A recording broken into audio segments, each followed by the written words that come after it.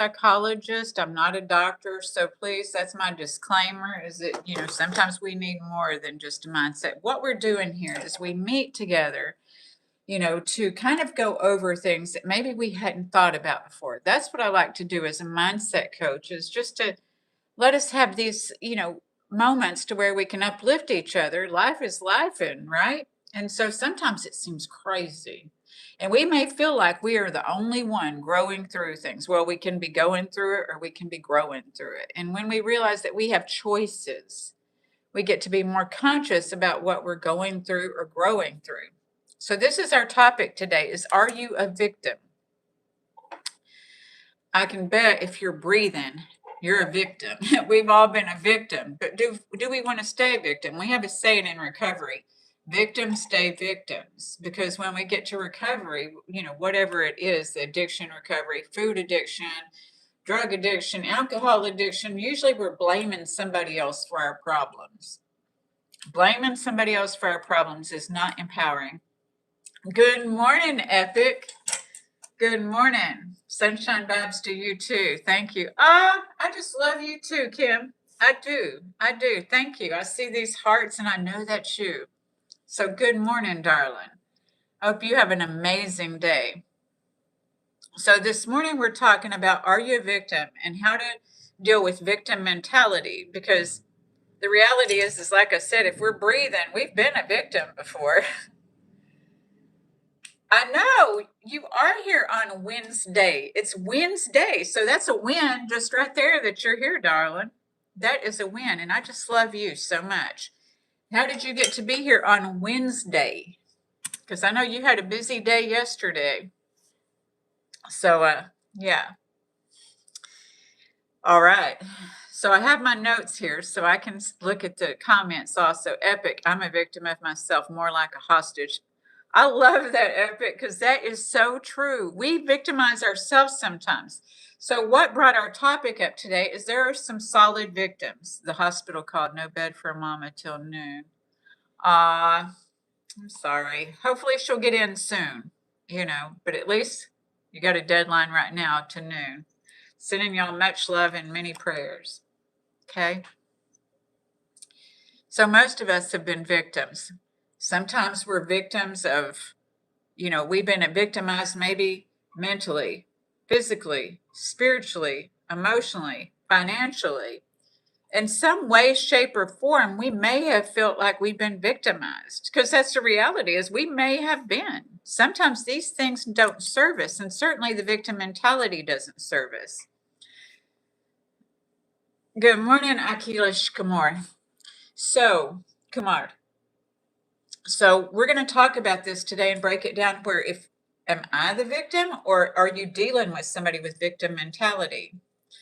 Because I have a group of people that I work with that have been victims, of certain things.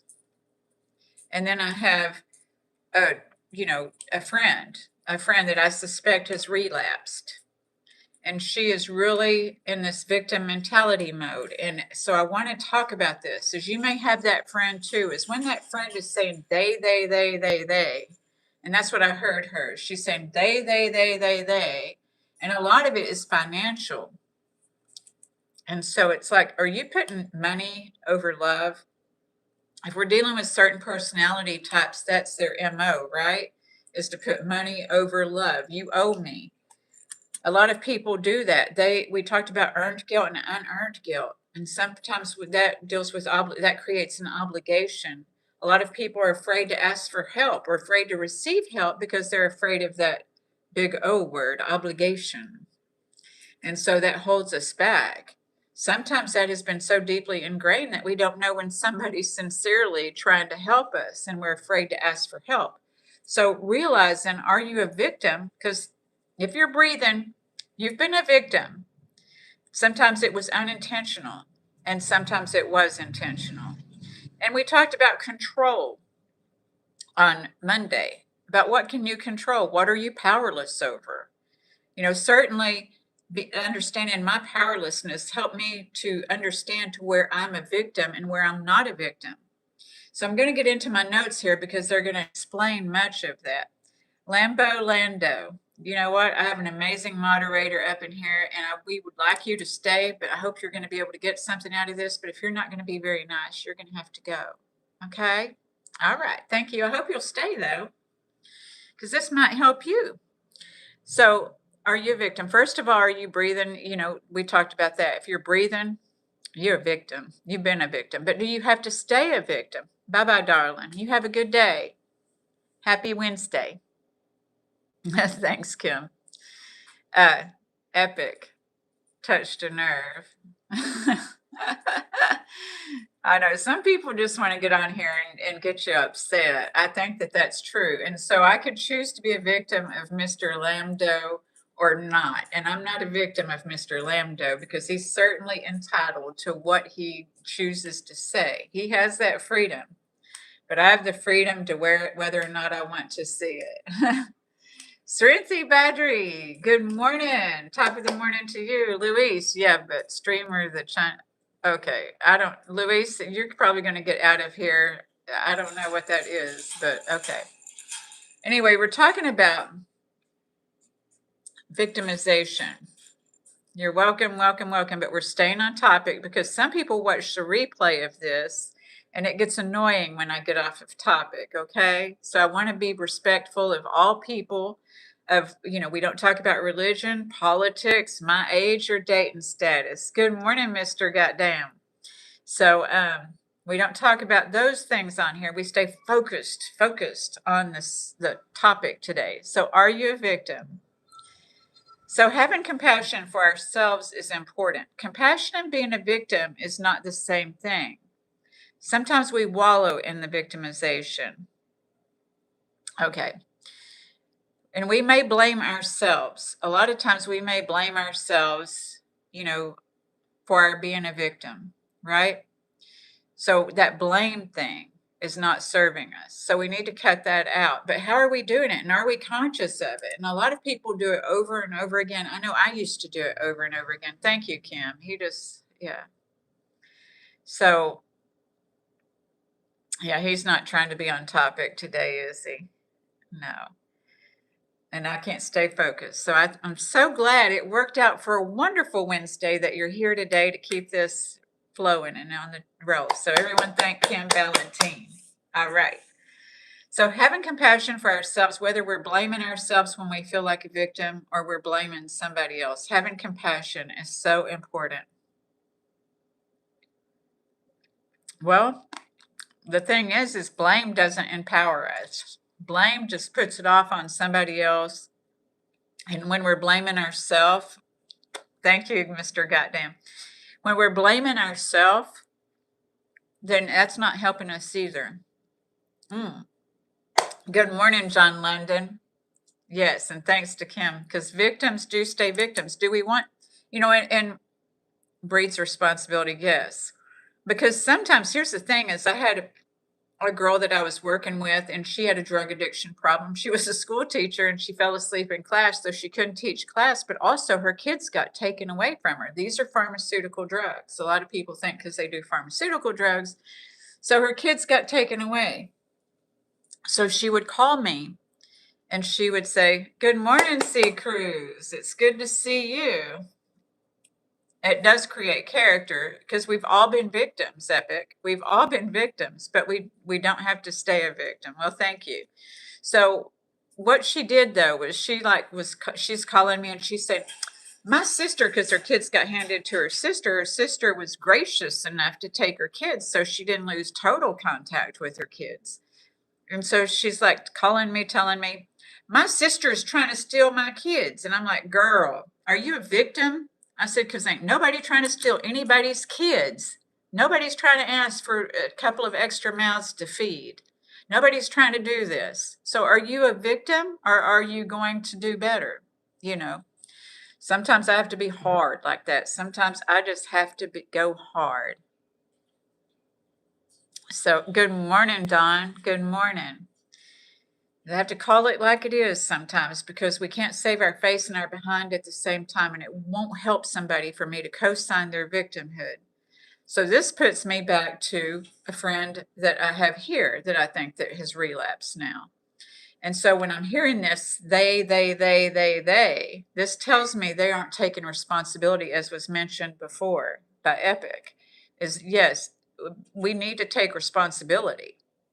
It doesn't mean that we wallow in that pain of being a victim. It doesn't mean that we keep playing and hitting repeat and repeat like I talked about Monday night, so here we grow. Having compassion for ourselves, like I said earlier, is important, and sharing with a friend to help with compassion. Sharing with everyone may or may not be useful. You're not feeling great in this UK humidity. It's been 86 degrees outdoors. I know everybody's suffering and struggling with this right now, this heat. I've been out in those mean streets. I have to go out in the morning time because if you go out after 10, it's just sweltering at after 10 o'clock where I live. It's already, and it ain't even 10 yet where I live. So I get it, Dawn. We're a victim of the heat right now. So anyway, last week we talked about, yeah, Kim understands Tennessee. Yes, it is. It's hot in Tennessee. Hot in Texas. It's hot all over the place. Yes, Robbie. Good morning. The UK heat is unbearable. That's what Don just said. It is. It's unbearable all over the place. It's just like crazy. If you're getting out, you have to get out in the morning or get out after dark. All right. So last week we talked about how, thank you. Look at that. Kim's in the house. Isn't that nice? So we talked about self-love versus self-sabotage last week. Monday night, we talked about being powerless, what we have power over and what we don't have power over, and the control. So today I want to discuss what's really going on and how do we feel and what can we do about it? Because we may be the victim or we may be dealing with somebody with victim mentality. A lot of victim mentality, when you do make suggestions, I think you are. Where are you at, Epic? I forget. I'm sorry. Good morning, Dr. Mark. How are you doing today? Thank you so much. I appreciate that. I do my prayers in the morning. I'm thinking about the sun and the earth and the water and the air, because all those elements are in us too. So I want to be connected and divinely directed when I start the day. So thank you for affirming that. Thank you. It's getting scary. Yeah. You're in Australia too, Epic. So is Robbie. We can't change what happens to us in life, but we can change how it affects us. Absolutely, Robbie. We sure can. I'm going to pin that one. And that's what I'm talking about today. So we're going to get to that part. I know, right? Let's go visit Epic and cool off. So, yeah, healing with Mama Love. Grand Rising, Mama Love. It's good to see healing with Mama Love. It's good to see you this morning. So we may have been a victim and we may feel deserving of victimization and self-sabotage. Do y'all know people like that? I have. I've seen people who did something wrong and then they kept burying themselves in it. We can't change that. We can talk to people. This is what I did with my friend. Good morning, Dane, darling. How are you? It's good to see you. You're out there in that sweltering heat too, right? Because Dane's in the UK also. So, is to our friends, we can say when they're struggling with this victimization, and this is what I said to my friend, is I'm like, I'm concerned about you, because this seems to really be, I'm not going to say the exact words, but it started with, I'm concerned about you. I'm doing good, Dane. Thank you. Actus, straight from the beach in Greece. How are you doing this day? I just love getting on here and getting to see you all from so many different places. It is so amazing. It's cool, but I know some of y'all are sitting where today it's cool. Yeah, yeah. My best friend, y'all say hi to Lady P. She's in Spain. One of my best friends. She's in Spain and she's like, oh, it's so hot. I talk to her every morning at 5 o'clock my time, but it's noon her time. And so it's hot by the time she's talking to me. She's in the house. So, hello, Epic. Back to the topic, though, because if she's watching, she's one that told me, Stacy, you need to do a video just where you talk about the topic, right? So, so today I want to discuss what's really going on. How do we feel? What can we or I do about it? We may have been a victim and we may then feel deserving of the victimization. Yeah, this person who's being a victim is texting me like right now. So we have heard now some have been okay, that's not where I am. Is it? Okay. We may have been a victim and we may then feel deserving of the victimization and self-sabotage from there. So we've heard how some have been violated and created a different persona to feel safe. We've talked about been a minute since you've been here. All right. Thank you so much, Dane. I'm glad you're here and it's good to see you. Hello, Diddy Oldcheck. Hello, darling. Normacia. Okay. So this is why I have notes so I can read your comments and still stay on topic. So I'm able to get, the time. So this is why we're on topic. Okay. So we have heard how some have been violated and created a different persona to feel safe. And so here we want to make sure that we remember that we are good enough. This is what we do here on this channel, on this YouTube, is remembering that we are good enough, because sometimes we've tried to be good enough. Just if I could just be good enough, and trying to prove that to ourselves. Enjoy your live, Stacy. Okay, thank you, Actus. That didn't sound too enthusiastic. Well, it didn't sound too enthusiastic. Yeah, sometimes the focus is a thing, trying to focus, because I got texts going off here, I got stuff to read here, and I want to really, my priority is to see these messages. And thank you so much. I cannot guess. So I am intuitive, but I'm not like that great of I just can't do that. It's really hot in Europe. People died over the week. I know, I'm hearing about it. It's so hot all over the place. Sending thoughts. It's hard. So here we want to make sure that we remember that we are good enough, okay? And that we have nothing to prove to anybody. That you are Y-O-U-T to a T, full. You're full of beauty, okay? So just remember that. People say they're beautiful inside and out, and you are. Pammy gets to join us today. So that is awesome. Robbie, it's heartbreaking when victims blame themselves, such as domestic abuse or child abuse. It is. It is.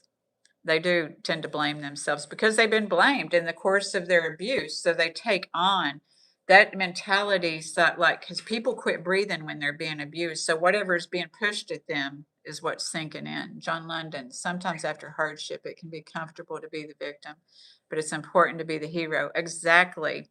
When we realize we're writing our own stories and dialogue. This morning I was listening to Chase Hughes. Most people, that what victimization causes is a fear.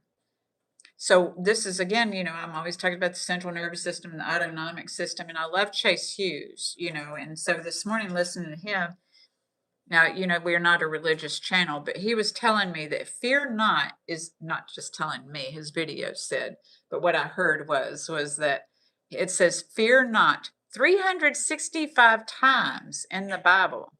So this is for each day, right? Each day we remember not to be in fear. There's healthy fears and unhealthy fears. So I'm not going to say that there's not fears. This isn't a Pollyanna sugar-coated world. There are legitimate fears. And there are also the unrealistic fears, just like there's unrealistic expectations and realistic expectations. In this day and time, we don't know what's real a lot of times. Good morning, Rodolfo. Good morning, Sixers.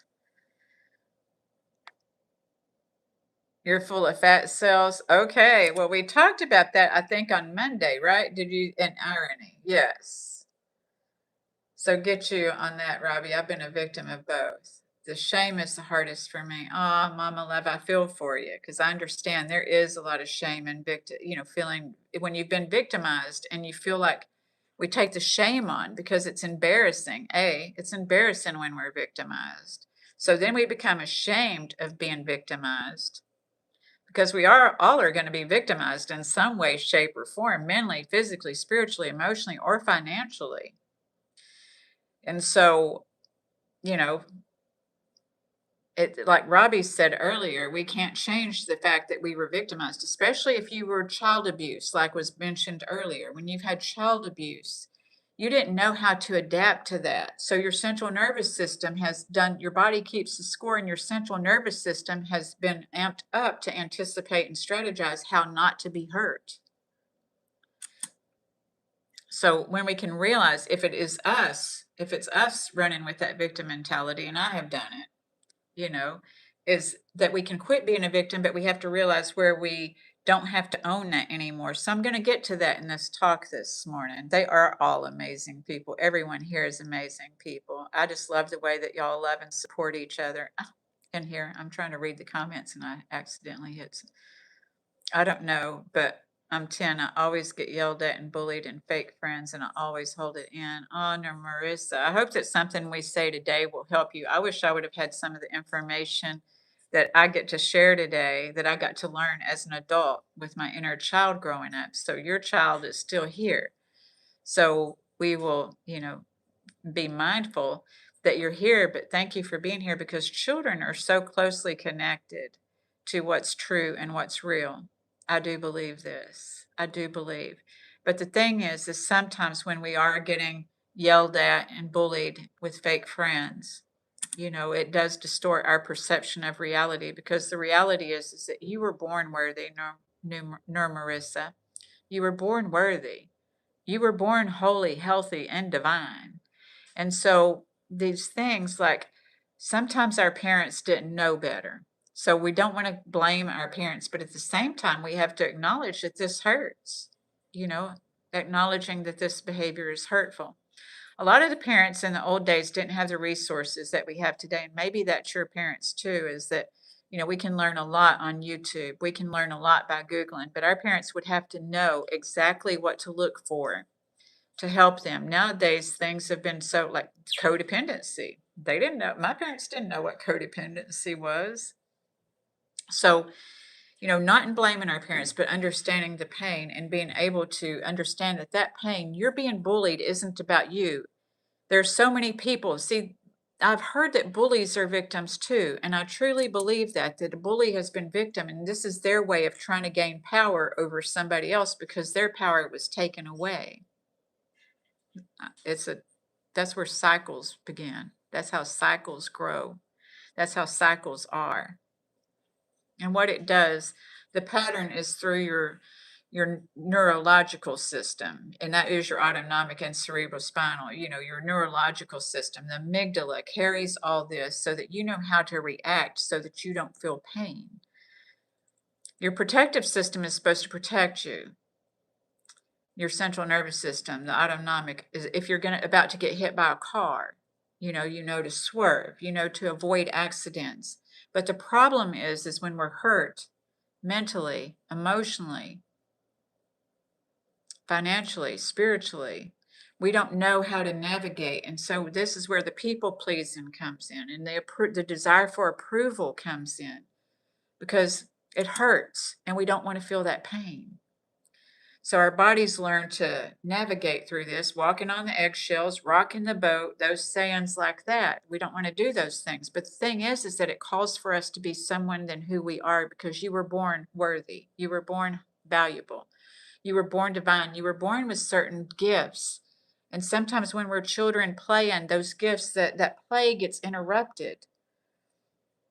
And when that play gets interrupted, we end up a little bit fragmented, because it's natural for children to want to play.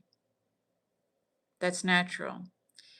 But then when children don't get to do it as children, then what happens when we get to be adults, we don't know how to play. And even adults can play. I was walking to my friend Soraya's the other day, my other best friend. I was working at her house the other day, and I was thinking about how, as a little kid, going to play at my friend's house. I was going to her house to eat and watch movies, just like little kids do. So we are still kids. We're just in adult bodies. And the pain doesn't go away just because we have adult bodies of childhood trauma, of childhood, of not being accepted. Because that's what it boils down to, right? Is we're all afraid of being judged and not being accepted. Yes, you saw a bird fly across the house. That's Scrunch. So this is why I got in the notes here. Doodad. The parrot must have heard you. It sure flew across. That's nice, Norm. Kavaka, I don't know what you're talking about. Rodolfo, I'm a victim, therefore I am. And that's a very powerful saying too, is the I am statements, because we will be what we say that we are because we're still imprinting our neural pathways. So the reality is that most of us have wounds and pains. And excuse this language, near Miriam. Covert narcissist husband of 15 years, took family, friends, assets, everything and everyone. I totally get it. I totally get it. And sometimes we just walk away from them because they love the fight. So sometimes we just walk away and we end up losing a lot of things. And they don't want us, they feel like you don't deserve it. So we end up losing a lot of things. I saw a lady here on YouTube the other day that was, living in a trailer, and she come from having a big house and all of this, influential stuff. And she's like, there's not a price we can place on our peace, right? So what we're talking about today, Kava, is that we're talking about, are you a victim? That's what we're talking about. Robbie and Pammy, you don't understand the pronunciation. Where are you from, Kava? Richard T. Martins. I know this. John London, we have to remind ourselves to not feel ashamed for other people's actions. Absolutely, John London. That's so true. And see, sometimes we learn to think when we have been blamed, that's the reason we feel responsible for other people's actions. If you grew up with blame for why somebody did what they did, you made me do this, or you heard somebody tell somebody else, you made me do this made me do this, that made me do this, then we think that we can be responsible for making people do stuff. When I was 14, my dad told me, no, I was 16, 17. Look, I was drunk, okay? Because I was 16, 17, and I was drunk. And my dad told me, if you leave the house, me and your mom are going to get a divorce. Yeah. I left the house anyway, eventually, but yeah. So when we get blame, and it's those covert things like was mentioned earlier, and so we learned that I'm responsible for everything. And sometimes the responsibility comes when somebody's just trusting you too much. When you're a child and you're also trusted with too much information you don't need to be knowing as a child, So thank you, John London, for that. And Shalajaran, thank you. Rodolfo, yes, the worst serial. Yes, you're right. Victims stay victims. So we have to realize that we are all victims, and we can have compassion for one another. It doesn't mean that we subject ourselves to. Robbie, I have to go. I've subscribed. Okay, great. Thank you so much for subscribing. All right. Thank you. Thank you, Carlos. Well, thank you, Belena. Do I have a victim? I'm sure some people have felt victimized by me. Probably my ex-husband feels victimized by me. He's of course he does. Because you know what? When you have narcissists, they feel victimized too. And if you state your truth, you can just be stating your truth, and they feel victimized by you. It won't even be about them. And they'll be like, how dare you say this? Because I told mine one time, it's not all about you when we were divorced. I'm like, it's not all about you. And he's like, how dare you say that to me? It's like,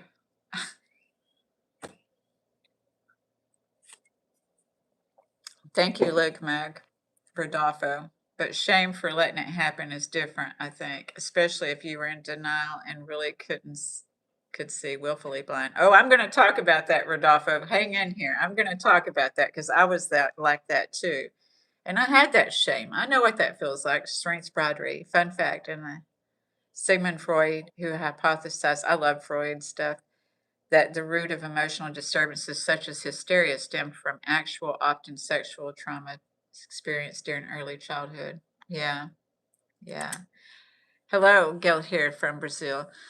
I got my cough drops and my water here because I talk a lot.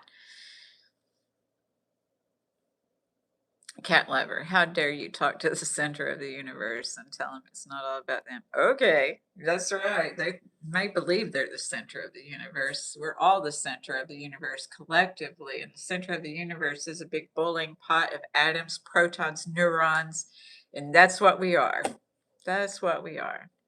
But we have personalities, personal realities, and we can remember what we were born to be. So most don't acknowledge that they're hell-bent on destruction because we may or may have allowed the victimization to define us. Some of us have allowed victimization to define us, and that's where we have a low self-esteem, right? So when we have a low self-esteem, we're taking on these definitions. We've taken on a lot of blame. We've taken on the power to think that we have power over everybody else and that they're thinking about us all the time. So when I say that it's not all about you, that's not to be ugly. That's not to be hateful. That's to the truth is that people behave the way they behave because that's the way that they behave. Now, you may shock somebody with your comments or your own wounds, and they may react to your wounds. This happens a lot. I had to learn that too. Is that sometimes if I'm having a control issue, because people want what they want and, and everything else, this is our normal humanness. And if somebody else is, I'm not feeling, great about somebody else trying to, get their point, get what they want. This is where we just learn to negotiate. We can learn to negotiate, or we can be a victim. Good morning, Craxy. So we can say, hey, my control issues are bumping up against their control issues. All right. Well, so V8 friendly. Did I ever wonder? Okay, no, we're not talking about that. Okay, most don't acknowledge that they're hell bent on destruction. Most don't, because we may or may not have allowed that victimization to define us, and we may do it against our will or without our knowledge. This is when we're trying to prove these things that people say to us that might not be pleasing, especially when you're growing up, like someone mentioned earlier, and you feel like you're getting in trouble all the time, or you're being blamed for, things going wrong all the time, then, you're trying to prove that you're not that a lot of times. So when I talk about intention and motivation, this is what gets us clear to whether or not we're reacting or responding when we know what our intention and motivation. Our intention comes from our thoughts. What is my intention with my thoughts? And it comes with we need to get honest with ourselves. Are we in survival mode, that trying to protect ourselves from somebody seeing who we really are and not liking us, right? Or are we, coming from our own place, that healed part of us that says, yes, I've owned my mistakes, So I hope that if that is you in this video this morning, that this will help you, because I've been a victim too until I wasn't. Everything's good until it's not. Everything's bad until it's not. And when we understand that, see, when we have an expectation of bad all the time, we could think we're a victim. Good morning, Greg. We're doing good. How are you doing? We're talking about victimization this morning.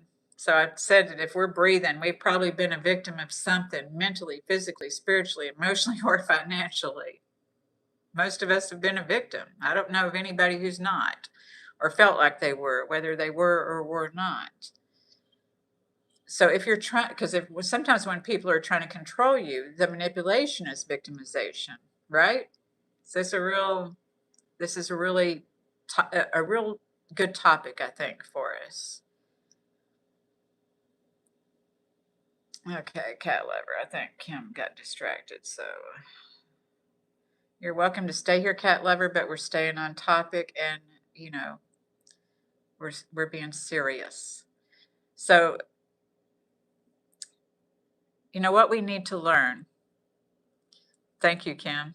What we need to learn, and what I had to learn in my victimization of my learning, because the thing is like when I'm talking about people with relapse, no worries, darling. I know that you've got things going on. You're a busy girl. Hello, beautiful mama.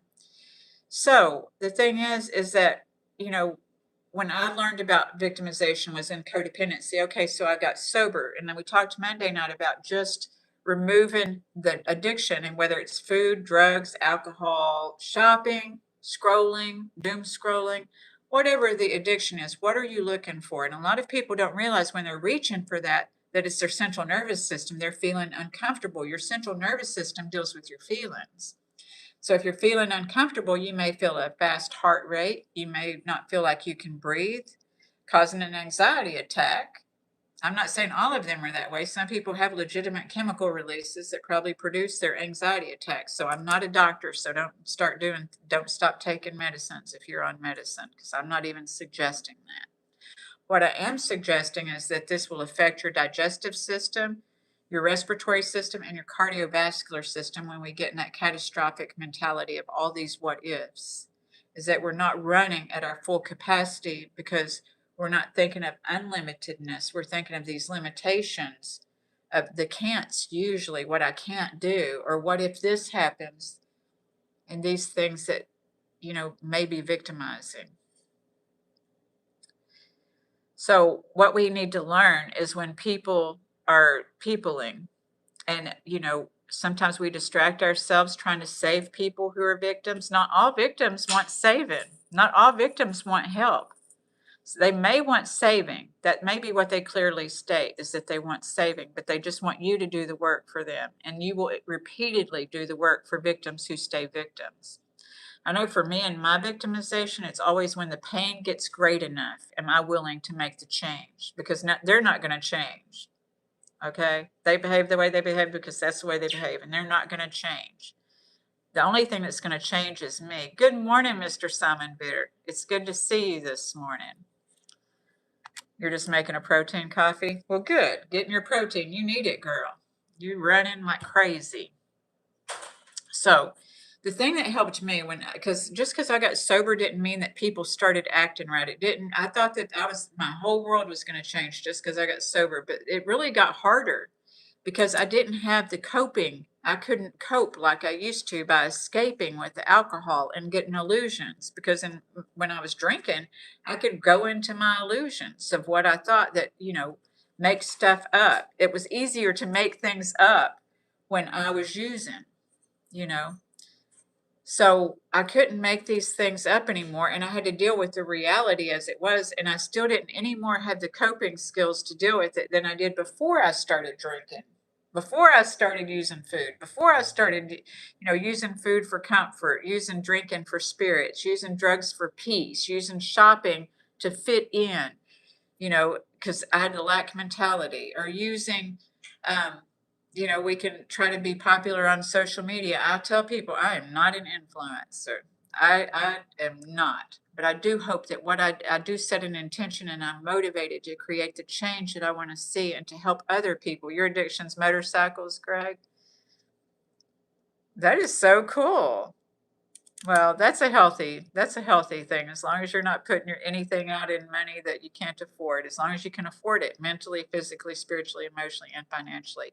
So here's the thing, is what I learned in my codependency, because what I learned is just because I got sober, just because I didn't eat, and I had to deal with people after that. This is what causes a lot of people to relapse, is their inability to control other people, or for other people to behave like they want them to behave. So or other people will die, and they'll feel like they've lost their own life when they've depended on somebody else so much to give them the definition of their life.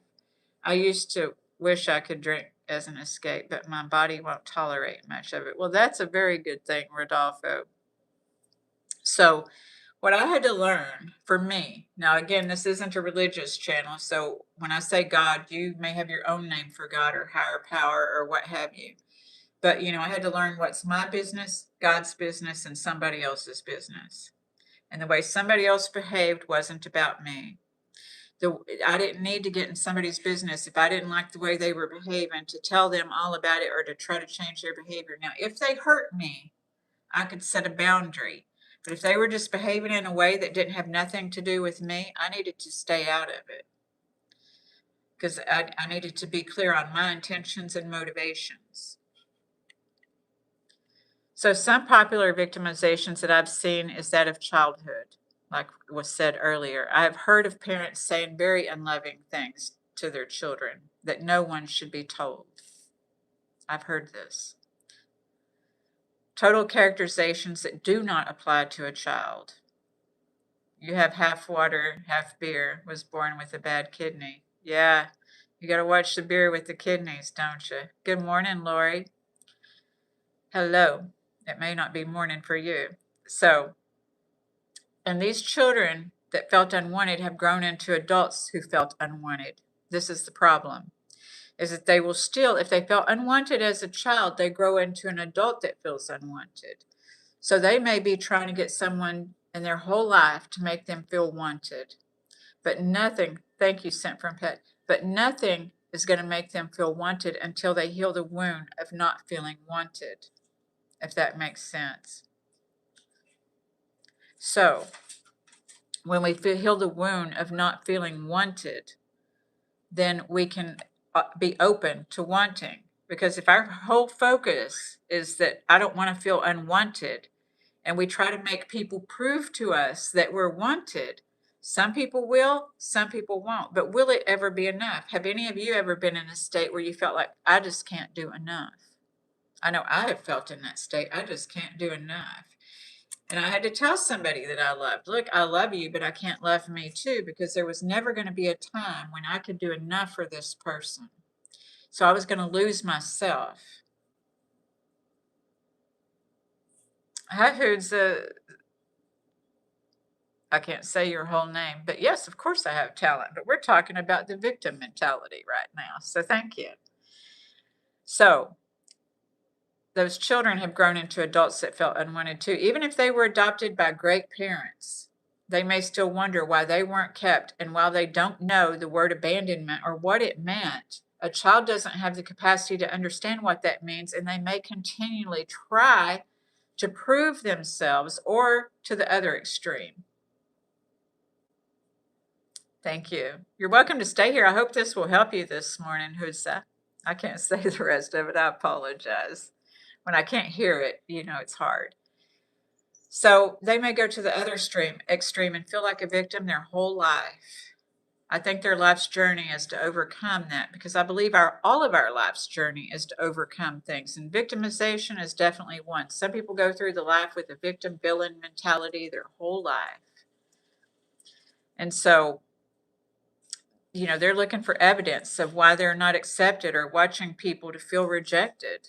It's crazy that we will try to collect that kind of evidence. We're not saying that, but when we're coming from that energy, then, thank you, Kim. Then when we're coming from that energy, then that's when we can realize our own energy. But see, when we're trying to anticipate another person's energy toward us, we are in our own energy. So when I say my business, God's business, and somebody else's business, it's about what am I feeling? What am I thinking? Instead of trying to anticipate and strategize what somebody else is thinking or what they're feeling, and trying to strategize is, and I mean about trying to control their behavior, their perception of you. So I'm about to get into that, okay?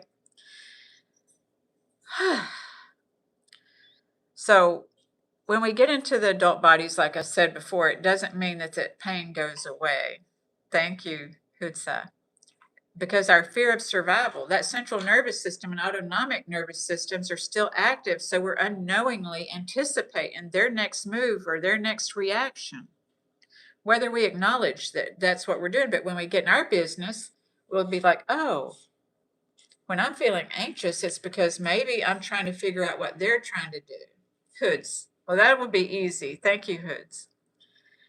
So the fear of abandonment creates insecurity. That's what it does. It creates insecurity. Maybe in adulthood, you didn't feel good enough. So some people, their pain was physical. And we've talked about this in past series, how we tend to repeat past behaviors from familiarity. But what if someone felt ignored in their immature, or inner child felt that any attention was better than none?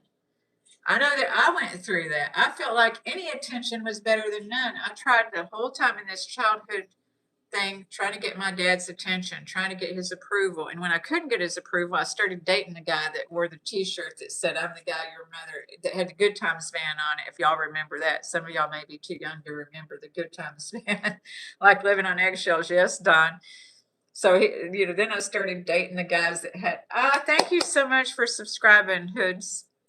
So I wore that T-shirt that said, "I'm the guy your mother warned you about," with the Good Times van on it. And my dad would be looking at people. My family owned a donut shop, and there was a glass window, and my dad made the donuts, and so the people would be walking.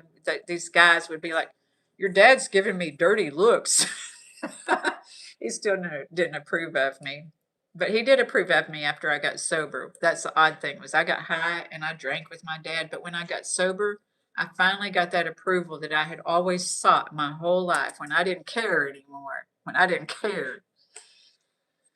So it's about letting go. When people say let go, sometimes it's about that letting go of that, and being who we are. So the inner child, getting that attention, getting some attention was better than none, but really it self-sabotaged me. It sabotaged me. I had to learn to use my big girl words. And I didn't learn to do that till I got sober, because I was like a lot of people. People who are using have narcissistic behaviors. I'm not saying they are narcissists, but we have narcissistic behaviors. If it's, drugs, alcohol, even sex, there's sex addiction. That's why there's a lot of people who cheat, and so some of us have felt victimized by people who cheat, and then there's, the shopping, all those kind of addictions, trying to feel comfortable in our own skin, but we don't, because that's an outside thing that's not addressing us. And we've always wanted to be seen. We wanted people to know us better than we knew ourselves, but we didn't even know ourselves because we were too busy trying to anticipate and strategize how other people saw us so that we would be loved. So, back to my notes, because I get on a roll. This is why I have to have notes. So thank you all for your patience and being here, because this is my jam. All right. So I had to seek the solution. I thought this for a long, this is important because somebody's mentioned this earlier. Do I also coach workout mentality? I coach food addiction.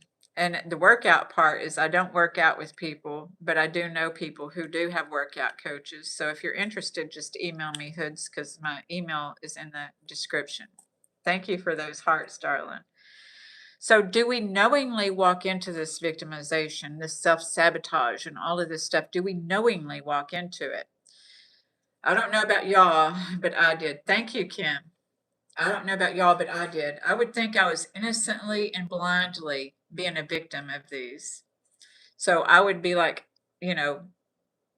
see, Cruz, how old are you? So anyway, never mind.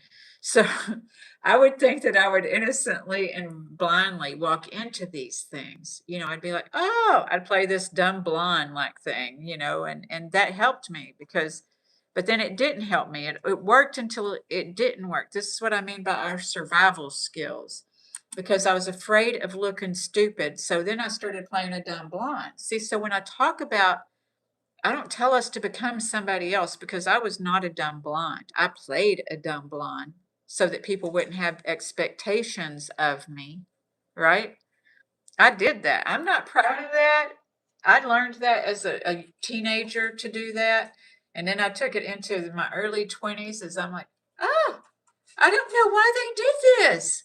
I was innocent, but I wasn't in charge of my choices. You see, my addiction was in charge of my choices. Thank you, Aurora Polly. That's not a hair color either. There's my mama defending me. It's not a wig. This is my natural hair. I even cut my own hair, but we're talking about victimization. So I thought for a long time I was innocent and blindly walking into stuff. I thought that was my lot in life, because this was the role I had taken on. And so when I think about that, well, thank you, Hood. So when we talk about the roles that we take on and the characters, thank you, Kim. So when we talk about the roles and the characters that we take on, so when I thought this, I realized it was all, I had to learn to seek the solution because of the manipulation to keep me from having the pain of being a victim. Yeah.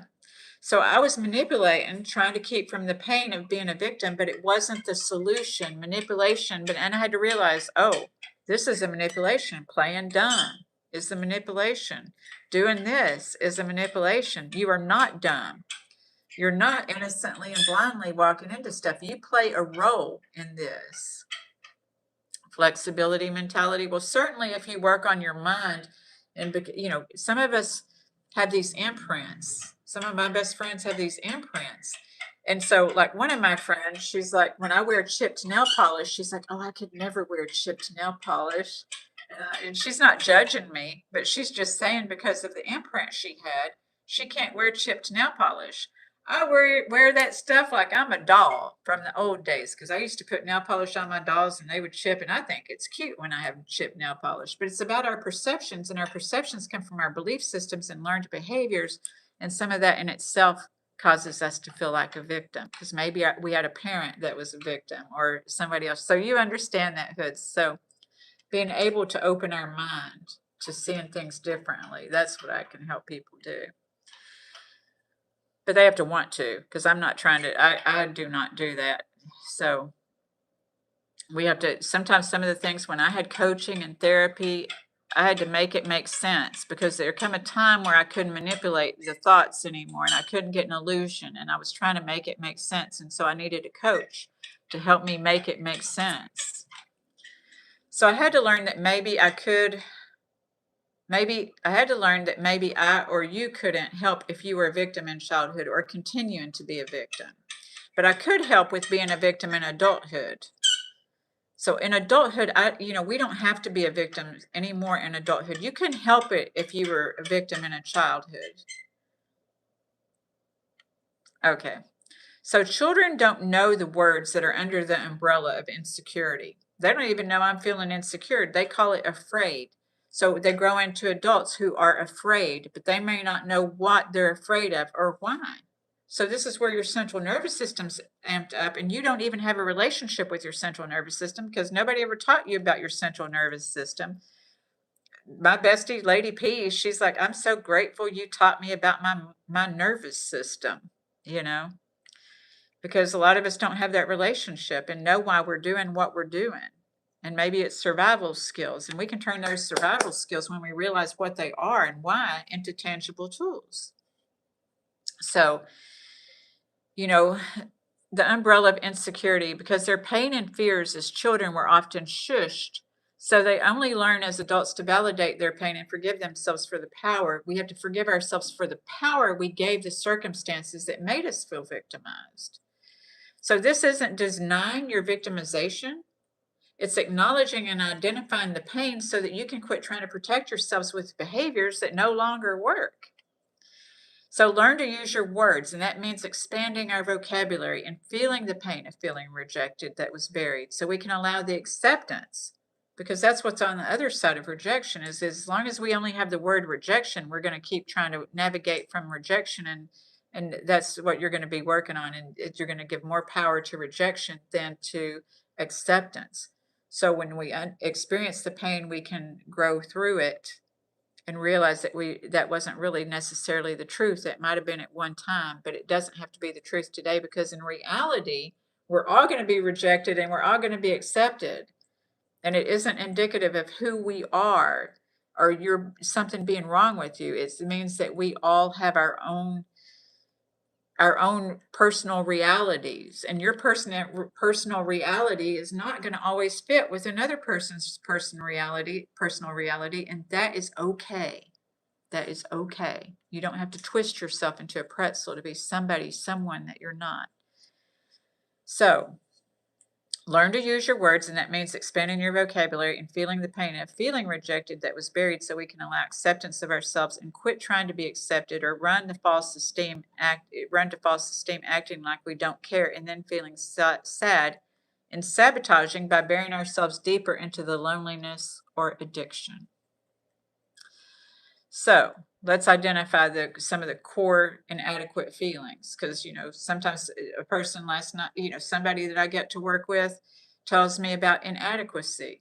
You know, a lot of us don't know how to define I'm feeling inadequate. That not feeling not good enough is maybe feeling inadequate. Once we can define the word, we can say, oh, well, what is it that I feel inadequate about? You know, so underneath that is worthlessness, the persistent, often unshakable belief that you are fundamentally flawed or not good enough. So you might not have learned to say, I feel worthless. And some people might know that word. I know when I was in my addiction, or when I was in, you know, even out of it for like 5 to 7 years, what I tell people today is I learned how to take worthless to purpose. You know, I used to feel worthless, and now I feel like I've got a purpose. Inferiority, that feeling that you don't measure up to your peers, colleagues, or societal standards. You know, in this video with Chase Hughes this morning, you know, he was talking about that, how that, you know, even marketing will make you feel like you're not good enough and that you're not measuring up. And the imposter syndrome, the sensation of feeling like a fraud, coupled with the worry that others will discover your lack of competence. A lot of people's central nervous systems are running off of that. And they say, I feel like imposter syndrome. And the reality is when you change your reality, when you start doing things different, you're going to feel imposter syndrome. But it doesn't mean that that's who you are. It means that you're new at doing this.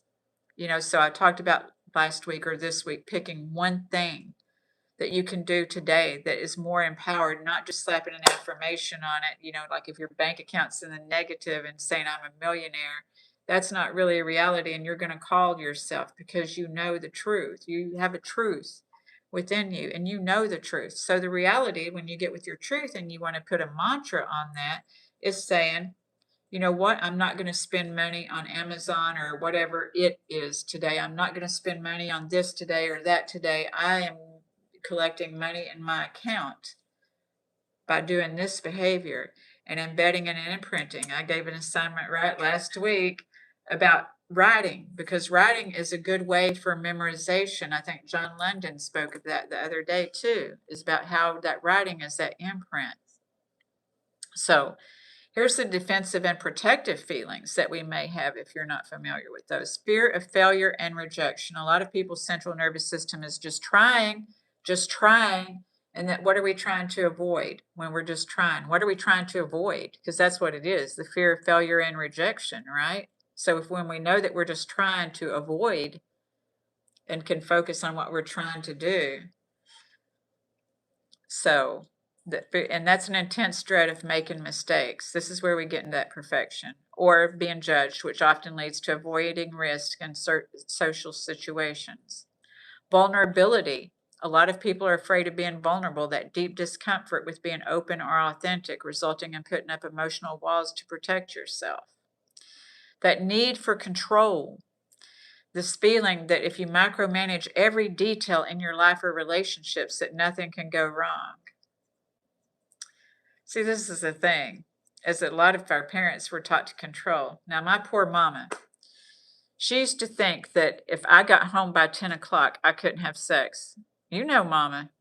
So so it'd be like, no, you can't spend the night. You can't do this. You can't, so there was a lot of restrictions, but people are going to do what they want to do if they want to do it. So that little rule, the 10 o'clock rule, does not work, does it, y'all?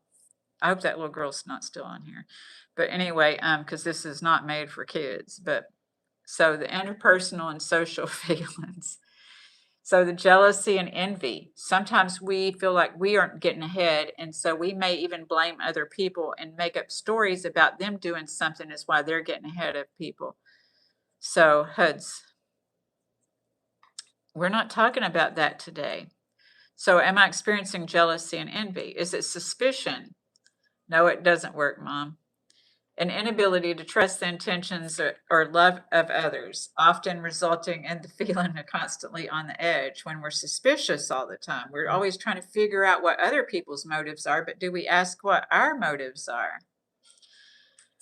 That need for external validation, relying on others' praise and approval to feel confident or valuable. Well, that's one of the traits of the narcissist. So when I say that, to be compassionate to them, is a lot of times we ourselves. Raven, I'm so glad that you're here today. Mom's been waiting for you to come. Fear of failure and rejection. It's a heavy burden. I know.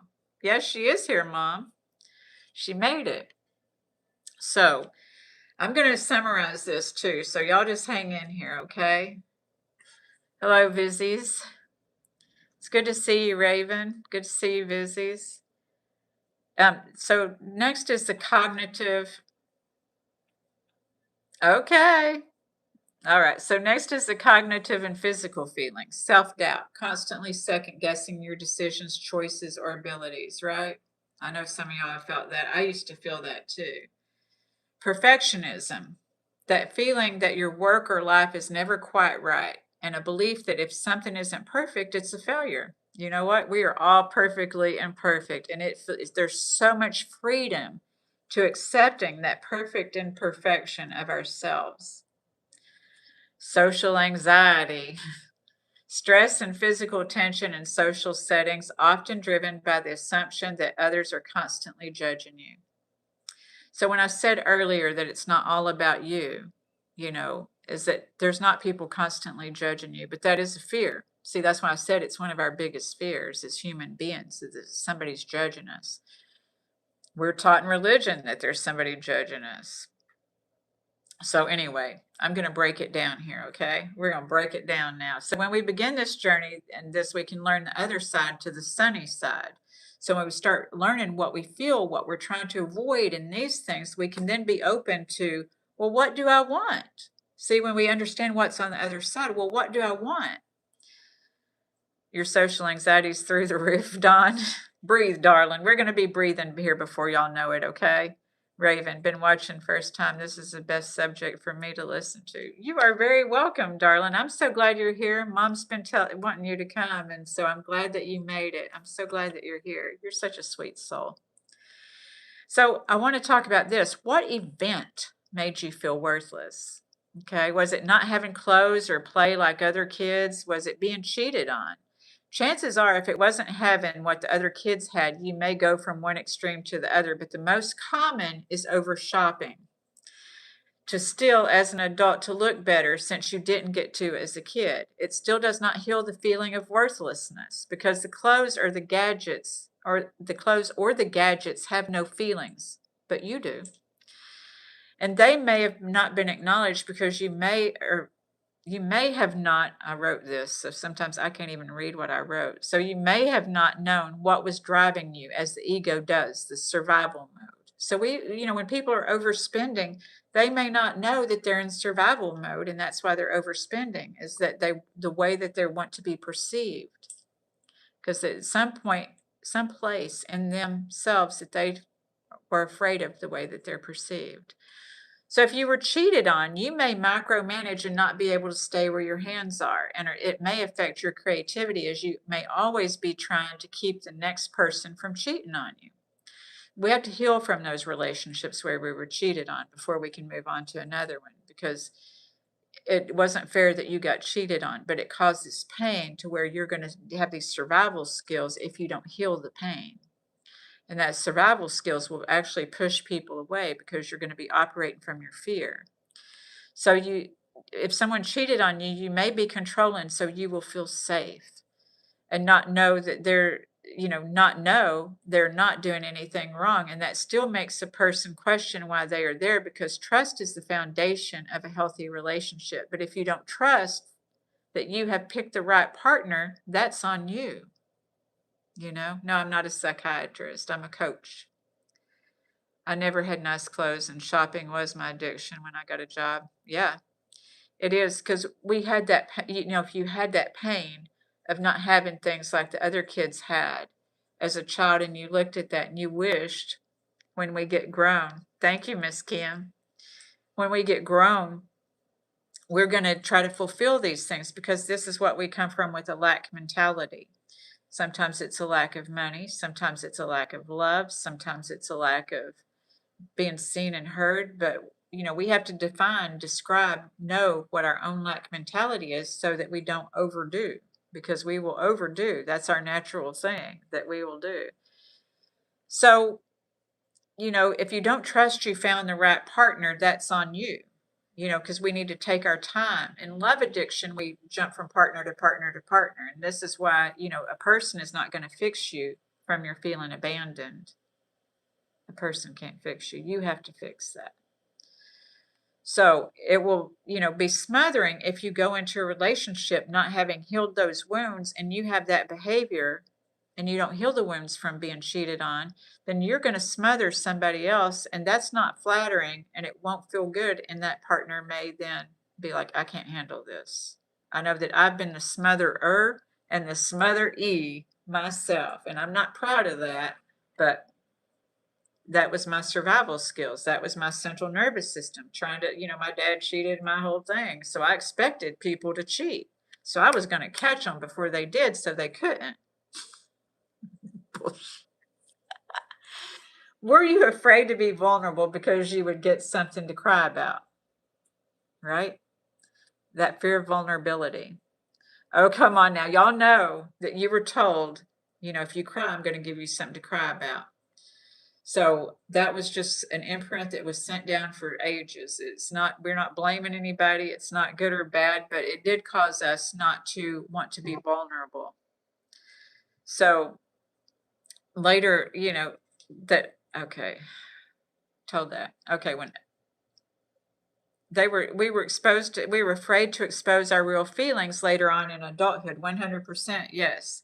Later on in adulthood, we're afraid to express our feelings because we want to look strong. We don't want to look what we perceived as weak, because that was the imprint that got printed on us when we were told, if you cry, I'll give you something to cry about, because it's like, oh, well, I don't have a reason to cry. So your feelings were dismissed, discarded, thrown away. So we start thinking as an adult, nobody cares about your feelings and you're going to look weak if you're vulnerable and these kind of things, because we didn't get that imprint out. We have to heal that imprint and be able to look at the other side of that. And that's why I'm here. It's not to blame anybody who that was their imprint too, because that was heard so often. Because when I'm sitting with people, they start crying and they tell me, I'm sorry. And I'm like, you don't have to be sorry. I'm not going to give you anything to cry about. No, they just feel safe. Because sometimes we cry when we're frustrated. Sometimes we cry when we're overwhelmed. Sometimes when we cry when someone's had an affair, like the Fat Muppet. I think you need to let your wife have some freedom unless she's okay with this affair. You know what? That's whole nother coaching session. I wouldn't be cool with that. I don't think that that's cool, but I'm not trying to judge you. I don't know why you do this, but I'd have to have private coaching, so I'm not going to use my energy talking about that. My channel is about mindset, about how we can change our mindset to working more for us to be more in control of our mind and our mind to be in control of us. So that's what I do. Thank you, Kim. We don't even want to go there. Sula. Oh, okay. Thank you, Sula, for asking that. All right. So this is why I have notes. Thank y'all so much for your good comments. I appreciate you all that are making the good comments. So we're afraid to expose our real feelings. Some even use the excuse of being drunk as a way of expressing their feelings, right? Like when I was growing up, a lot of people, I handled that well, Stacy. Good. A lot of people, I don't know about y'all, but when I was growing up, thank you, Sula. So when I was growing up, people used to say, oh, when I'm drunk, I say what I really feel. So when I was drunk, I would think that people were, I would be even making up the language and dialogue for people when I was drunk. That was an easy way for me to be in my illusion of what I thought people were thinking and feeling. I'm thinking about a 2-week motorcycle ride across Australia. Don't think my wives and kids are going to like my idea. I stopped riding when the kids were born. Well, Greg, it sounds like a fun time. I don't know what to tell you, but it sounds fun. But the wife and kids do matter. They may be afraid you'll hurt yourself or what have you, but that's their fears. That's obviously not yours. Mr. Salmon Bitter, Grinch has gone into the cage. He's in his house. He likes to go in there. I guess, okay. It is flexibility. Thank you, Hoods. I know. I've been told at Paul Gill that I look like a few people. One guy comes on here, Tony, and calls me Jamie from Bionic Woman. And yeah. Yes, be safe, Greg. I'm feeling concerned. My son is dating a lady of the night. Okay. Bunker Wise, if you want coaching, you can. This doesn't have to do with our topic today. Our topic today is, are you a victim? Sula, I have an issue with letting objects go. I think it's from childhood trauma, trying to work on it. Do you feel like you're on the verge of hoarding, Sula? Because this is a lot of childhood trauma. I've worked with some hoarders because I organized and decorated. And so I would come in and they had ideas. Sometimes it was like, well, I was going to give this away, but they don't give it away, right? Is they wanted this and they were going to give it away, but they never gave it away. Or I've gone in the homes and maybe they weren't allowed to address your issue of childhood trauma. Maybe they were not allowed to have magazines or books when they were a child. I had one client that was the case, and she had a whole. Now that's not this house here. This is, this is my best friend's house, and she's got her. She's a very avid reader, but she was allowed to read. That was, she loved that. But sometimes people will try to collect what they didn't have, just like with the shopping addiction. Is this, if we didn't have certain things growing up, when we do have jobs, like Don said, is that we may over accumulate because of that pain, but we do have to understand that it's okay and it's safe to let go. I know I hold on to some things. I'm not a minimalist, and I was a maximalist. I saved everything, and I have gotten, because I made an international move, I have gotten better at getting rid of things that maybe I don't need anymore. It's okay, Sula. If you want coaching with it or what have you, you can email me, but it's just a process. Mama, that 10 o'clock thing, if you're going to cheat, they'll find a way. Exactly. They will, Mama. They sure do. So there's no way we can control somebody from cheating. Hi, Omar. Also, the guilt of letting go of things because I was made to feel ashamed as a kid. I threw things. Aw, I hate that. Away accidentally.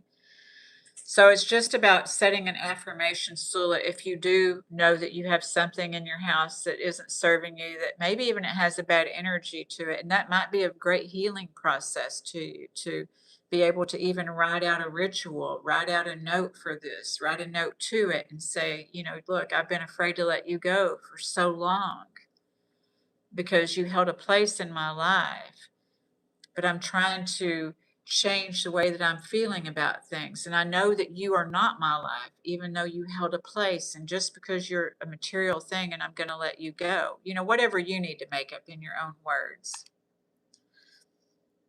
You're very welcome, Mr. Simon Bear. I need a solution for a problem I don't know, but my mother and my brother now look at me with scary sight. And whenever I talk, they move or walk away. Really, I'm noticing for 2 to 3 days. I wonder why they're doing that. I don't know, Mr. Simon Beard. I know that it's probably maybe not about you, and you can't, you can ask them, is there something wrong? You can use your, ask them, is there something wrong? Is everything okay? Sula, nice to be able to share with someone that understands. Thank you so much, Sula. I'm glad you're here. I didn't see what Paul said. Sometimes, Kim is really good about taking the comments out. Thank you for acknowledging that. Yeah. Thank you.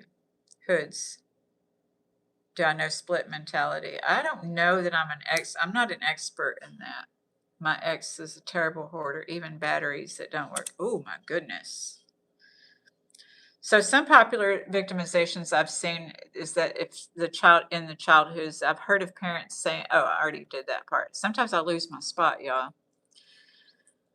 So we're looking at the umbrella. We talked about the umbrella. So we talked about what events made you feel worthless.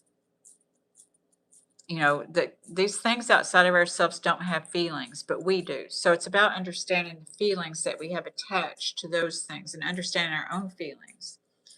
So they may have been acknowledged because, you know what was driving you as the ego does, the survival mode. Okay, I already said that part. Were you afraid to be vulnerable? I already said that. Okay.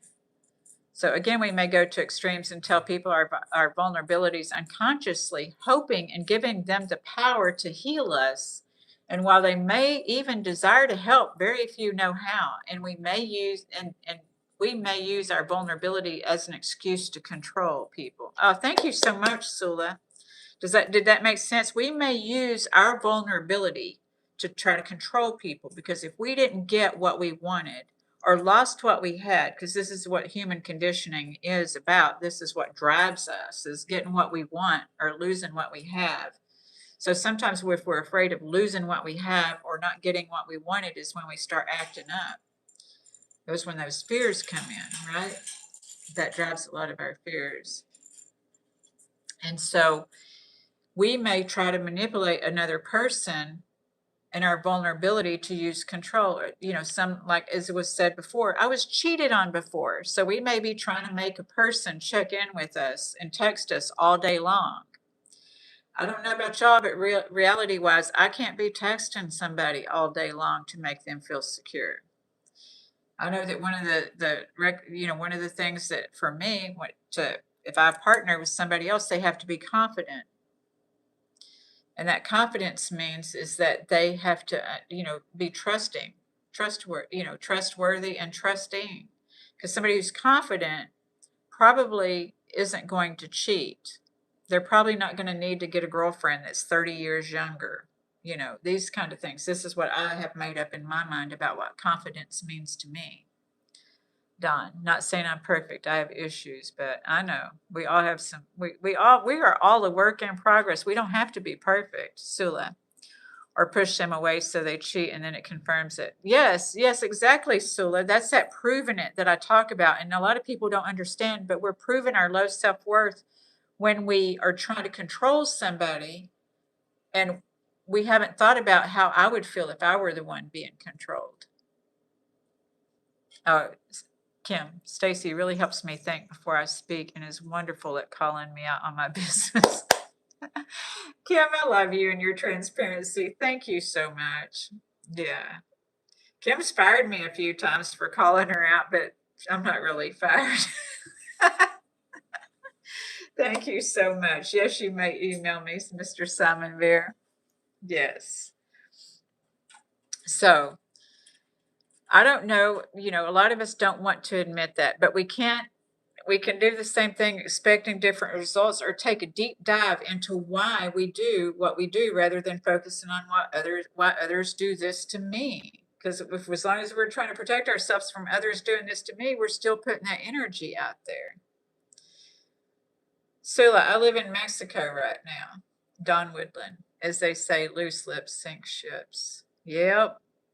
Hoods. I'm not talking about splits today. We're talking about being a victim today, Hoods. Okay? Thank you. But yeah, you're right, Kim. I'm from Texas. That's why y'all hear that draw. So it is lovely and warm and hot, as like it is a lot of places. So focusing on what others do this to me. This is victim mentality. So why we stay stuck in that, and it only leads to more manipulation without us calling it that, is we'll still try to manipulate people not being a victim. Instead, psychologically, we may call it protection, right? I'm trying to protect myself. I know, right, right, darling Sula? We just know about splitting the bill. Yeah. I know that there are splits, but I'm not, like I told him, I'm not an expert in that, so I'm not talking about that. So, yeah. So understanding understanding those two are enough to bring us to the why of the importance of identifying those feelings to change. What calls for the ego states of protection are fears, the abandonment, the fear of inadequacy and not being good enough, the fear of rejection, and etc. And so what are your fears, some of you in here? I know it's hot down there, Mama, or over there, up there now. Greg, only cheating I've ever done is patting the other dogs while loading sheep on my truck. That's good, Greg. Because, yeah, not everybody does cheat. So we can't treat people like everyone does. We have to trust ourselves. And when we trust ourselves, we're going to have more trust in others. But we have to heal in order to trust ourselves. Because as long as we're working from that pain, then we're going to keep working from the pain. We have to heal the pain. And that means feeling the pain. Ghost Rider. Okay. Sami Naki. Today I'm covering, are you a victim? Because, if we're breathing, most of us have been victims, either mentally, emotionally, physically, spiritually, or financially. We've been a victim. Are we going to stay stuck in that victim mentality? A lot of people think that the victim mentality is their personal reality. I was one of those people once too, but I had to learn different. If I wanted to be able to thrive, I had to learn different because it also created a lack mentality that I didn't have from being a victim. So, yes, to have the dogs. Oh, Mr. Salmonbeer. Okay, I'll look for your email, Mr. Salmonbeer. You have a great day. So what calls for the ego states or protections of those fears? Okay, until you learn to learn what your fear of inadequacy looks like and heal the pain, you will open your mind and heart to the feeling of being capable, which is what you have done. So the fear of inadequacy, when you heal that pain, you will learn that you are capable, that these survival skills that you use from that fear have made you so capable. But see, we have to understand the healing part of it. The survival skills, first off, we have to identify, oh, these are survival skills. So then you can turn that into tangible tools and gain your confidence that you always wanted somebody else to tell you, but you don't get your confidence on what somebody else tells you. You get your confidence on what you say to yourself. Sula. Hajj wrong, Sula, is the emotion that comes over me trying to face into all this stuff, and I keep stuck. Keep people out of my house, which doesn't feel like a home right now. Maybe self-protection, but destruction. Exactly. What we're doing to try to protect ourselves is actually self-sabotage. We'll be doing something to try to feel better, but it really makes us feel worse. So I call it, we call it using against our will in most of addictions, and especially drug and alcohol addiction, but sometimes it's in food. Are you eating against your will? Are you collecting things against your will? Because we say, I'm not going to collect something else, right? And then we collect something else. I'm not going to buy something else. Then we buy something else. It will eventually put a financial strain on too, right? So it's like, how free do we want to be? What does peace look like? See, we have to start focusing on what does peace look like? Peace looks like going for a walk when I get to sit down to the computer and get on whatever it is that I shop on. Peace looks like when I know that my bank account, when we know, but we're hoping, when we know, but we're hoping that things are going to change. We need to get up from the desk if you're shopping at the desk or whatever you're doing. If we're thinking about stopping at the coffee place that you're going to pay $10 for a coffee, then maybe we need to say, no, I have coffee at home. Well, we're thinking about eating out to feel social and to feel like we're a part of. It's when we get this inner knowing, that self-trust. So that's what I help people with. If you're interested in one-on-one coaching, that's what I help people with. Salma, but in the brighter aspect of the system, aren't we? Well, we don't talk about the government issues, but yes, we can feel like a victim of that too. It could make us feel like victims. Is that something you're powerless over? A lot of the government stuff we may not be thrilled about in all these governments, but do we have power over it? And what power do you have? And to do what you can do, but not keep complaining and hit repeat and repeat, just complaining and looking for evidence that stuff is devastating. Because as we've seen, we are in an evolving world, and everything will change. It will change eventually. There's things that happen that we have power over and no power over. All we have power over is ourselves and how we want to show up. That's all we have power over. All right, Greg, you have some blessed and regenerated rest, okay? Thank you for joining us today. Sula, thank you. Keep on to the past with the objects. Yes. How does the parrot not fly away? Because the doors are closed. And I don't think the parrot wants to leave me anyway. You are very welcome, Sula. I appreciate you. Rodolfo, yes, I think collecting is mental illness. For me, that is. Ask me and my collection of Royal Copenhagen Christmas plates. I know, we grow through these collections. We do. I collected things for a while. I don't know what I'm collecting right now. Let me think about that if I'm collecting something. I don't know anything. I really don't have any thoughts on Jordan Peterson. I think a lot of people have benefited from Jordan Peterson. Raven. I've given up so many great job or career opportunities because of fear of failure. I think that's my worst victim mentality. So I'm glad to be listening. I'm so glad you're listening too this morning. And I'm so glad that we're able to identify this. I try to present this in ways that we're able to identify with and to feel able to support each other, because it's not easy to feel these feelings, but we can't heal these feelings and become empowered if we don't feel the feelings, because the other feelings, the good feelings, are on the other side of these feelings. So, you're capable. You're capable. You're so capable.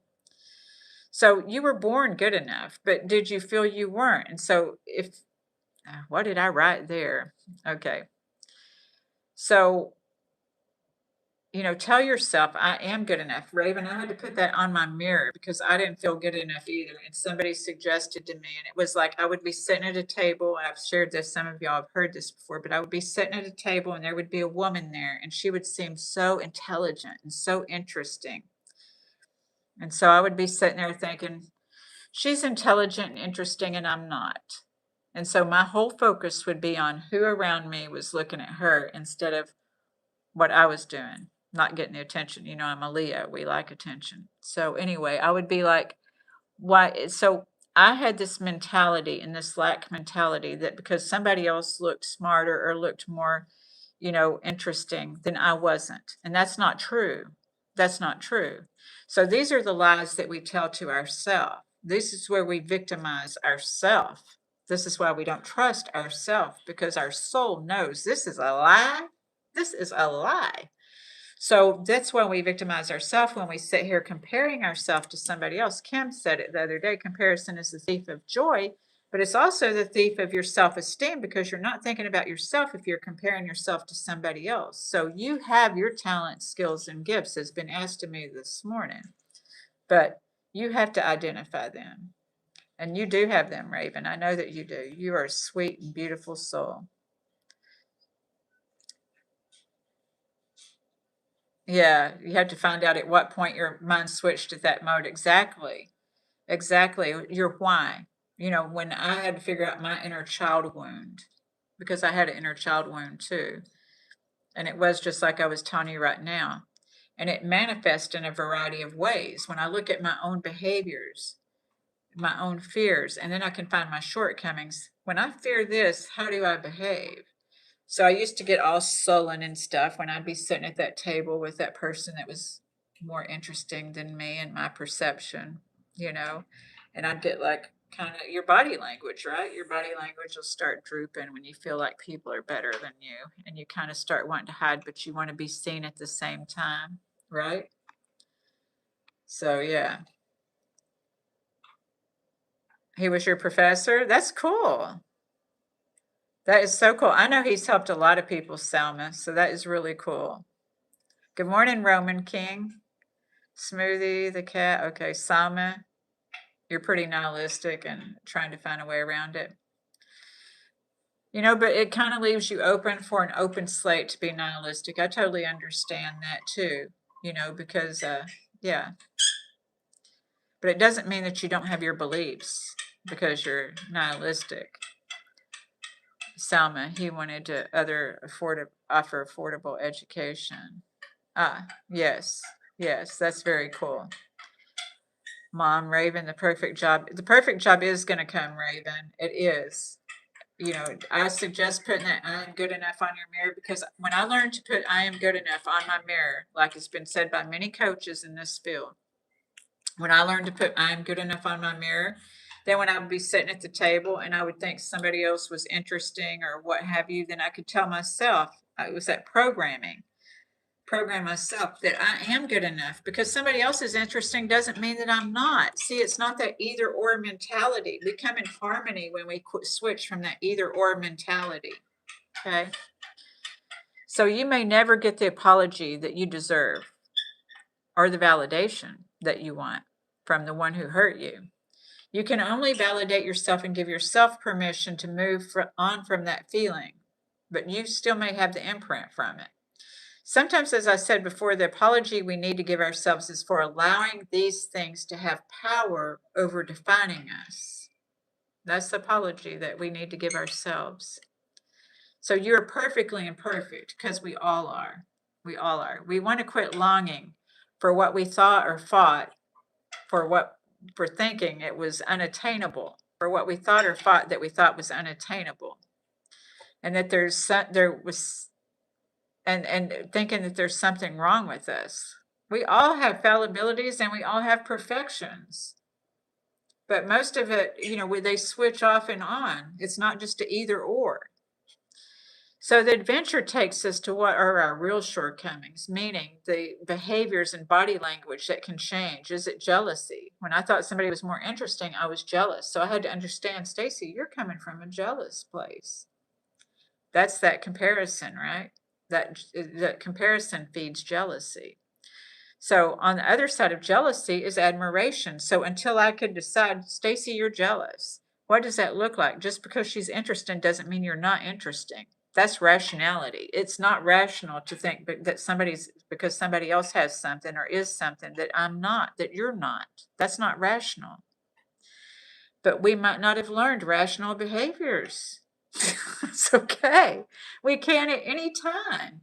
That's why I'm here, to let you know that I had to learn rational behaviors. Thank you so much, Salma. I hope that you'll consider subscribing if you like watching this. I'll be back on here Friday night. This is my Friday night date, y'all. That's exactly right, Salma. Thank you. Exactly. So you get to decide. You get to decide to be in harmony with both what you want, with what you want. And that, you can grow from what you were or had, is that you were in your original essence. That's what we all are longing really to get back to, without knowing that that's what we're longing to get back to. Because I even work with people who sometimes say, I was so confident at one time. And they still have that. Even when people relapse, I tell them, you still have the knowledge. You just had to change the day, or you had to change, your different level of belief, and that's all that it is it's not good or bad. It's just is. When we quit trying to label and perfect things, see, when we get rid of this idea of perfection, then we won't be trying to label things, not outside of us or inside of us. That's kind of nihilistic, isn't it? So, if the people had the capacity to apologize to you, maybe they would, but the reality is that hurt people, and that some are still protecting themselves, so they just don't have the capacity. So we can have compassion for them, but it doesn't mean to subject ourselves to their pain. So when we take the adventure to ourselves and the fears that hurt us, we can begin to heal and mirror something else.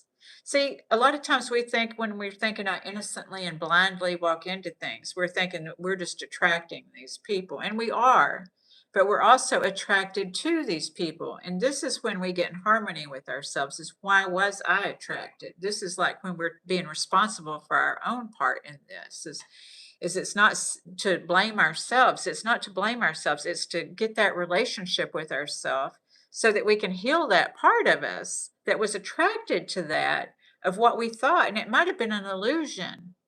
And why did I need this illusion? So when I can understand why I needed that illusion, I won't create that illusion again, because some people have told us who they were and we just wouldn't accept their truth. That's it. So through forgiving ourselves and what we thought about ourselves in the past, we learn to have compassion, but we develop a different wisdom that some people will say that you're intimidating. I have people tell me that I'm intimidating. They may be a handsome man that I might be tempted to date, but when he says you're intimidating, what this tells me is that he's insecure. It doesn't tell me that that's a compliment anymore. I used to think, oh, that's a compliment, so it's not a compliment. I've had people tell me that I'm too good for them, that I'm out of their league. And I would think, oh, that's a compliment. And the reality was I was too good for them. They were insecure. Guess what? They cheated. They cheated because I was too good for them. A lot of people, they like to stay with the familiar. And so that's what happened. It wasn't my fault that they cheated. It was only mine not realizing what their words meant and my trying to make it mean something else in my illusion, right? Because when they tell you you're too good for them, you are. You are. When they tell you you are, intimidating, that means you are intimidating. And what that means is that, thank you, Simon. That what that means is that they aren't going to be, if you're intimidating, you're scaring them. So that's not confidence, right? So they're going to act out of their fears. See, thank you, Sama. You made my day, because that's why I get on here, is to help people think about things they never thought about before, because that's what helped me to grow, was having a coach who taught me how to think about things that I didn't think about before, to get a fresh perspective. Yeah. So, not in any relationships, whether it be work, parents, partners, bosses, coworkers, and friends. We don't have that power over them. We get to know our value and our worth and not settle, because we settle in many of those things. So to ask ourselves, well, why did I settle for this? Not to blame and shame yourself, just to have that relationship with yourself, because when you have that relationship with yourself, it extends to everyone else. Then you are attracted to, and different people are attracted to you. You'll be open for, things that you weren't open for maybe before. Okay, so in short summary is, are you a victim? Everyone has experienced some form of victimization. The key is recognizing that while we may have been victims, we don't have to let those experiences define who we are. We don't. So childhood wounds, rejection, abandonment, betrayal, or criticism often create deep feelings of insecurity, unworthiness, and fear. These unresolved emotions can lead to self-sabotage, people-pleasing, perfectionism, control, codependency, addiction, or constantly seeking validation from others. So healing begins by identifying the emotions beneath the behaviors instead of blaming ourselves or others. Yes, Sama, exactly. We don't need to let the wounds identify us. All of us have wounds. And sometimes our wounds just bump up against each other. There's a book by Don Miguel Ruiz called The Mastery of Love, that it talks about how our wounds, when we understand our own wounds, we can see how they're interacting with other people's wounds, because, darling, we all got them. So healing begins by identifying the emotions beneath our behaviors instead of blaming ourselves or others. When we acknowledge our pain with compassion, we can stop living in survival mode and start living in authentically. So the truth is, you were born worthy. You were always enough. Your value has never depended on somebody else's approval. As you heal your fears and forgive yourself, you replace insecurity with confidence, jealousy with admiration, control with trust, and self-doubt with self-acceptance. Your past may explain you, but it doesn't define you. Step into your authentic power and refuse to settle for less than you deserve. Professor, dude, you only have wounds when you let past destroy your presence. That's true. That will accelerate your future wounds. Exactly. We all had wounds in the past, but we can heal those wounds. My boss stood in front of all, 6'4" of I'm barely 5 foot, hands on his hips, and shook the floor and said, "What have you achieved today?" I felt like an ant. I totally understand that feeling, Dawn. I remember one time I had a boss that she put me on the spot, and I felt like this little girl in front of the chalkboard at 8 years old, with one sock up and one sock down, and I was just so scared of writing the wrong answer on that board. I was so scared of what the assignment was she gave me to do in front of people put on the spot. And I did it. I did the assignment holding back tears, because it actually caused me to have tears, feeling that intimidation, that feeling of not feeling good enough. Because sometimes we can get put on the spot, and when we don't know what to do, and that feeling can come back. But each time it's not a one and done experience in these feelings.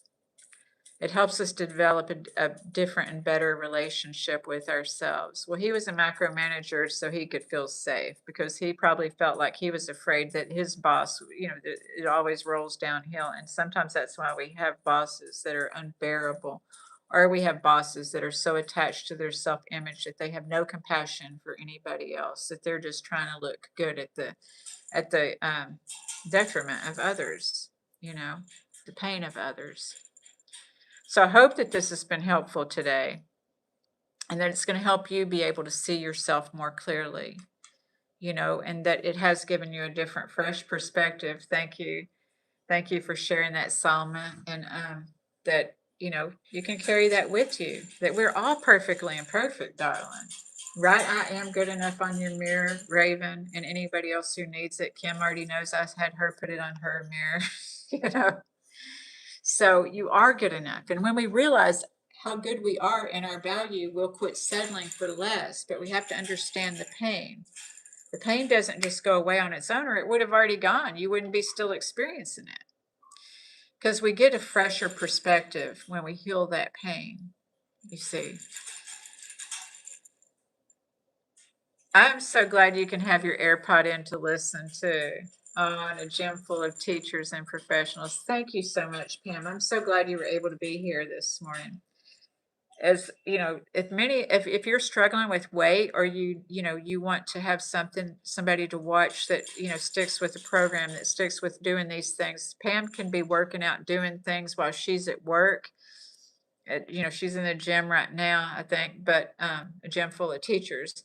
But she does her daily 50. She also teaches, what you can have to have protein, stay hydrated. So if you haven't subscribed to Pam, I encourage you to subscribe to Pam. I think Mr. Simon Veer, who was on here earlier, he has a new channel now. If you want to subscribe to Mr. Simon Veer, if y'all want to be subscribed to on here, please just let me know if you've got something, what you do and everything. So I want to support you. If you need support, if you need help, if you need one-on-one coaching, my email was in the earlier comments by Kim, and also you can find it in the description. You're very welcome, darling. It's very helpful what you do. You're such a beautiful soul. So, are y'all ready to breathe, darlings? I want to thank you all so much who subscribed to this channel today. It means a lot to me that you spent your time here, that you were able to share here, and that you felt comfortable here, because that's what I'm here for. And so that's the intention and motivation when I talk about the intentions and motivations that I set in the morning time when I know that I'm going to come on here. So I thank you all so much for being here. Raven, I'm glad you made it. And let's do some breathing, darlings. If you're new here and you don't know about this breathing, it helps us to regulate. It also helps your cells to regenerate. Pompty, thank you so much. You are very welcome, Raven. So the breath puts us in our right mind. Sometimes we can seem overwhelmed and frustrated and we don't know what to do. So sometimes all you need to do is breathe, darling. Just breathe. I have people that I work with that hear me in their heads, suggesting, just breathe, darling. After people have worked with me a while, they get my dialogue in their head. I'm so happy you're here too, Raven.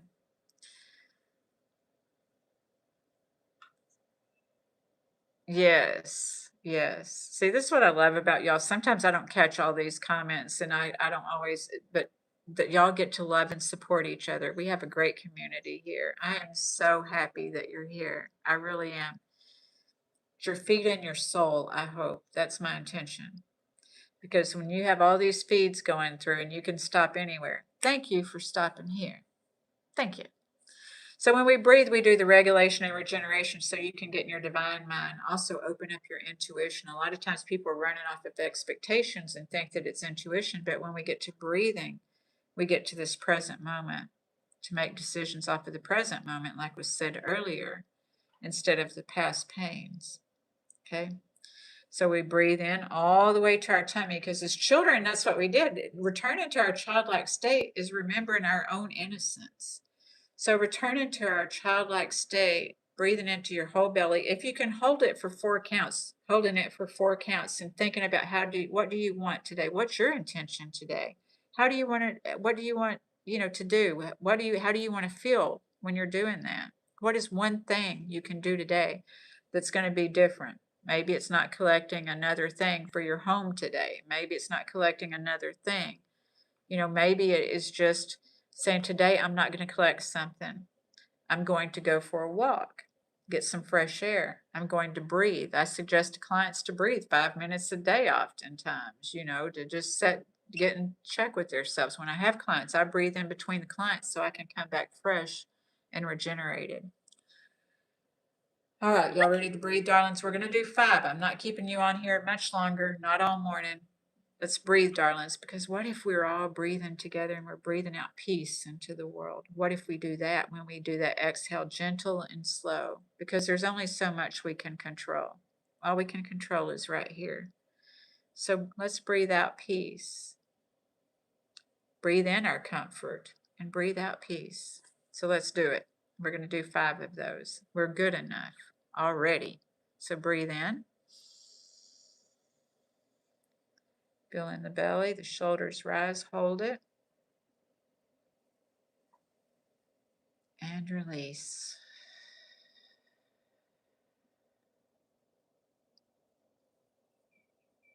Breathe.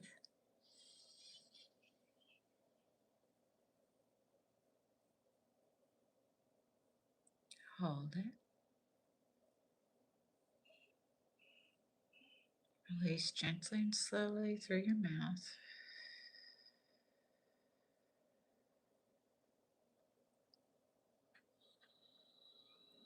Breathe.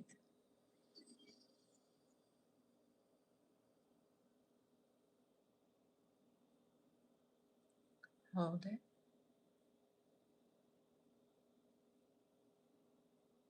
And release.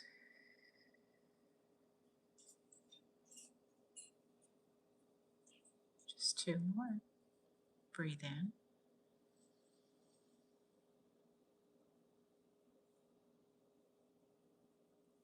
Hold it. And release.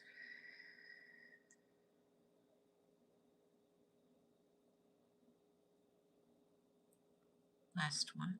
Breathe in.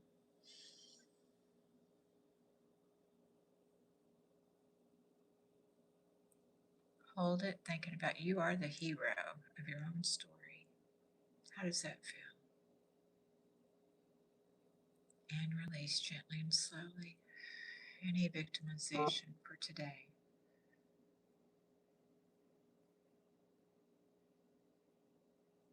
All right. How y'all doing? Yes, breathe in courage, breathe out fear. You can do that at any time today to set your central nervous system right. If you'll notice right now, your respiratory system's fine. Your stomach is fine. Your heartbeat is fine. That's the cool thing is sometimes we are so busy trying to prove things or trying to do things, that we don't even feel our own heartbeat. But when we are still and we breathe, we can sometimes feel our heartbeat. All right. So thank y'all so much for being here today. Much love and appreciation to you. I'll be back Friday night at 6 p.m. Central Standard Time. Thank you so much, Kim. Thank you, Pam. Thank you all. Thank you. Pam and Kim are some amazing moderators, and I just love y'all. Thank you. I love you all. See you Friday night. Thank you for subbing. See you then. Have a great Wednesday. Today is Wednesday. W-I-N, Shamrock, D-A-Y, Wednesday. Remember, you are a winner. You are that hero. All right. You are good enough. You're great. All right. When people get their messages off of here, I can hit the end. Thank you, Pammy. You too. Thank y'all so much. Bye.